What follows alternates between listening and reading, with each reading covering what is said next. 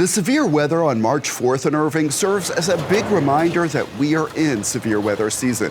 Planning and preparation can make a potentially life-saving difference and even help you cope more comfortably during power outages. Jordan Serrano is the Assistant Emergency Management Coordinator for the City of Irving, and she joins us now. I know it's a busy time for you. Thanks for making time to come in. Absolutely. Thank you for having me. Of course. And let's start with some of the things right in front of you. What are some things we should all have at the ready this time of year? Right. So this time of year is particularly important to have a preparedness kit ready wherever you frequent. So your vehicle, your home, your work, or have one in all three if you're fortunate enough. So in front of us today, we have a NOAA All Hazards Weather Radio. These are programmed to activate day or night, very, very loud.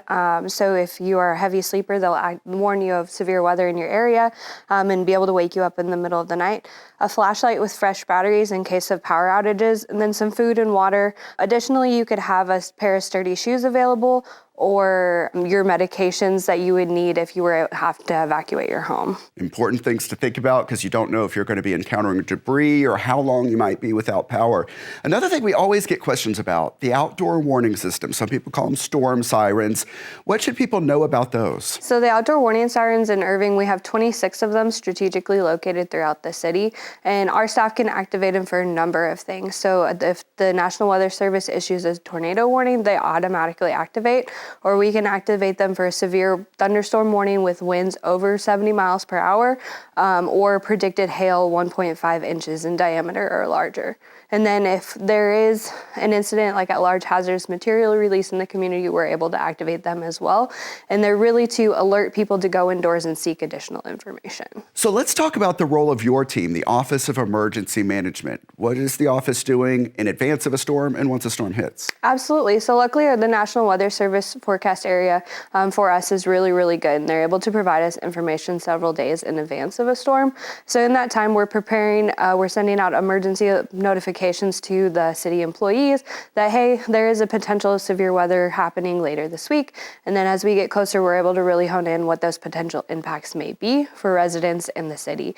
And then during the storm, our staff is actively watching National Weather Service chat rooms, how the weather is progressing, and then monitoring our police and fire dispatch for any potential response that may be needed. And of course, you're working on clear days as well. Talk about the Office of Emergency Management and what it does throughout the year. Yeah, so absolutely. So throughout the year, we do a lot of training and exercise for city employees, not just our first responders, but everyone who could potentially be involved in a disaster response.